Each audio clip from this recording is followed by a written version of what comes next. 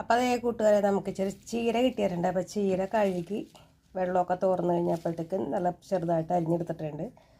തണ്ട് ഇതുപോലെയാണ് അരിഞ്ഞെടുത്തേക്കുന്നത്. അത് വേറൊരു രീതി ചെയ്യാനാണ് കേട്ടോ. അതുപോലെ ഇതിന് വേണ്ട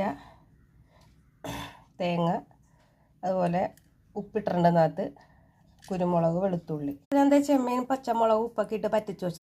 അപ്പോൾ ഈ ചെമ്മീനും ഈ മുളകെല്ലാം കൂടി ഞാൻ മിക്സിയുടെ ജാറിലോട്ട് ഇട്ടുണ്ടല്ലോ, അത് നമ്മൾ മിക്സിയുടെ ജാറിലോട്ട് തന്നെ ഇട്ട് കൊടുക്കുകയാണ്. അത് മിക്സിയിലിട്ട് ഒന്ന് കറക്കിയിട്ട്